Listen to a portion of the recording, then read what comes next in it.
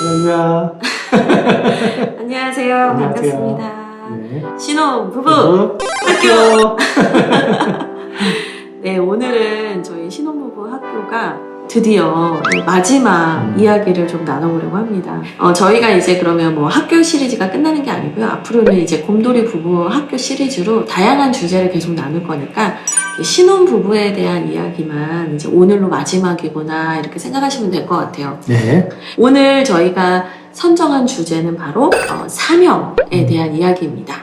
사명이라고 하면 보통 이제 우리가 살아가는 인생의 목표를 뛰어넘어서 우리가 왜 사는가에 대한 어떤 분명한 부르심으로부터 시작이 되잖아요. 그래서 우리가 어떤 부르심을 따라 어떤 인생을 살 것인가, 오늘 그 사명에 대한 이야기를 가지고 우리의 부부에 대한 이야기 연결해서 좀 살펴보고자 합니다. 이제 먼저 그럼 어떤 사명들이 있는지 하나하나 좀 알아보도록 할게요. 첫 번째, 목사님 어떤 사명이 있죠? 첫 번째는 하나님께서 남자와 여자를 만나서 부부가 되게 하시잖아요. 그러니까 부부가 되게 하신 걸 통해서 하나님의 나라를 여기서 먼저 경험하게 해주시는 하나님의 어떤 부르심이 있는 것 같아요. 네, 그러니까 가정이 곧 교회고 그렇죠? 이 가정이 먼저 하나님의 나라가 돼야 한다라는 거죠. 근데 저는 이거에 되게 중요성을 많이 느끼는 게 요즘에 이제 어린 아이들, 뭐 청소년기에 있는 아이들, 그 아이들이 일으키는 문제들을 봤을 때 사실 이게 정말 아이들이 한 행동인가라는 생각이 들 정도로 너무 걱정되고 앞으로 대한민국의 미래가 우려되는 일들이 되게 많아요. 근데 이제 그런 것들을 볼 때 결국에는 한 명의 생명을 키워내고 미래의 인재를 키워내는 과정에서 이 가정은 하나님의 나라가 가장 먼저 되어야 하는 가장 기초적이고 중요한 곳인 것 같아요. 맞아요. 창세기에서도 에덴 땅을 가꾸고 관리하고 또 이름을 불러서 그곳에 있는 여러 가지 동물들의 어떤 정체성을 주고, 사실 이게 모든 하나님의 나라의 시작이잖아요. 그렇죠. 그런데 우리가 살아가는 가정 역시도 하나님께서 우리를 그렇게 부르셔서 자녀를 낳고 또 자녀 이름을 불러주고 그 아이가 어떤 인생을 살아가면 좋을지를 가르쳐 주는 곳.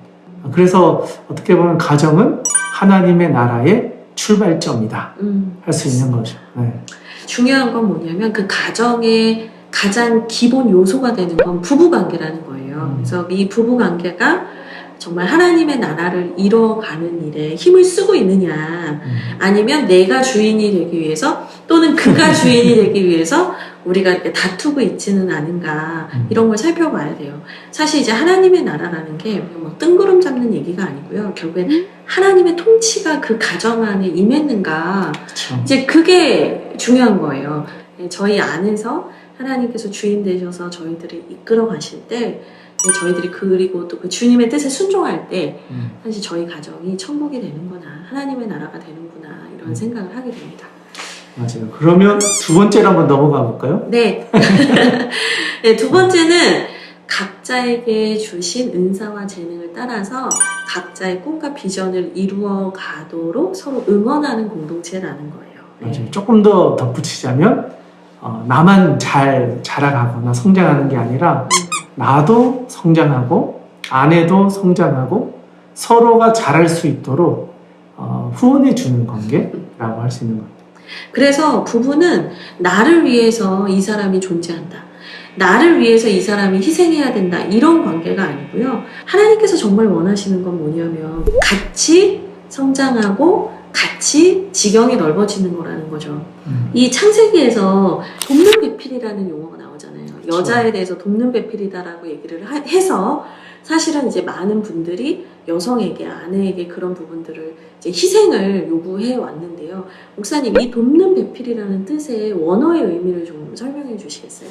그러니까 우리나라에서는 사실 뭐 부부 유별, 그러니까 성경오륜에 보면 부부가 해야 될 일이 따로 있다. 그래서 남자는 이런 일을 해야 되고 여자는 이런 일을 해야 되고, 그러니까 그 역할을 잘하는 게 부부가 잘 살아가는 길이다라고, 그러니까 유교적인 세계관 속에서는 그게 맞다라고 생각하고 살아왔기 때문에 그게 우리의 문화, 그러니까 한국적인 문화 안에 깔려져 있는데, 그렇죠. 성경에서는 사실은 그런 관계의 어떤 역할을 이야기하는 것이 아니라 이 사람을 마음으로부터 정말 이 사람을 존경하고 이 사람을 인정하고 서로가 서로를 헌신하는 관계, 사랑의 관계로 나아가는 과정을 사실은 돕는다라는 단어에 함축되어져 있는 의미거든요. 네. 그리고 이제 히브리어 원문을 보면 그러니까 여자가 돕는 배필이다라는 의미가 결국에는 이 사람을 더 온전하게 한다, 완전하게 한다. 그래서 여러분들께서 그걸 꼭 기억하셔야 돼요. 돕는 배필은 한 사람을 위해서 희생하는 존재가 아니라 서로와 서로가 이렇게 만났을 때 하나님께서 보시기에 더 아름다운 그림을 이뤄간다는 의미예요. 그래서 그걸 기억하시고 생각을 하면 각자에게 주신 은사와 재능을 따라서 서로가 서로의 개인적인 부르심을 잘 따라갈 수 있도록 응원하는 거 너무 중요합니다. 이제 세 번째 사명에 대한 얘기를 좀 넘어가 볼게요. 네. 하나님께서 부부에게 주신 세 번째 사명은 뭔가요? 세 번째는 하나님께서 우리를 통해 이루고자 하시는 어떤 부르심 앞에 반응하는 것. 그러니까 개인의 부르심만 있는 게 아니라요. 공동의 부르심도 있거든요.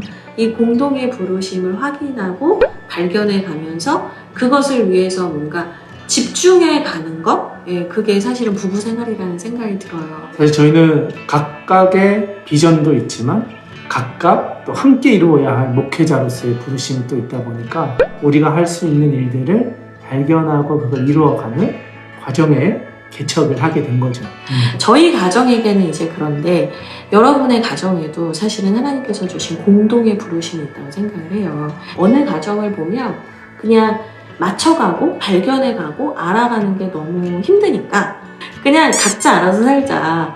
그리고 그냥 한 교회만 다니면 우리는 공동의 부르심을 발견한 거 아니냐 이렇게 생각을 해요. 근데 이제 공동의 부르심이라는 게 같은 교회 다니는 것만 말하는 건 아니잖아요.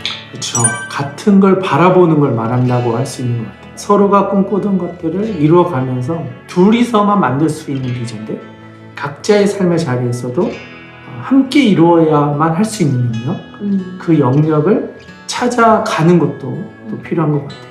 부부가 공동의 부르심을 명확하게 설정을 하고 따라가면 자녀들도요 하나님의 나라와 의를 위해서 살아야 한다는 것을 삶으로 배우게 되는 것 같아요. 각자가 자라가야 될 영역, 그리고 이제는 함께 자라가야 될 영역. 그리고 이게 조화를 이룰 때 우리 부부를 통해서 주신 하나님의 부르심, 우리 가정을 통해서 이루고자 하신 부르심을 이루어갈 수 있게 된다. 네. 하여튼 오늘 마지막 이야기 사명에 대한 이야기였습니다. 여러분 두 분이 행복하게 잘 사시는 것도 중요하지만 마지막은 사명입니다. 맞습니다. 사명이 가장 중요합니다. 네. 여러분이 하나님의 나라를 이루어가시는 복된 가정 되시기를 주님의 이름으로 축복하면서요. 축복합니다. 저희는 인사드릴게요. 안녕. 마지막 다른 이야기로 다시 올게요. 안녕. 네.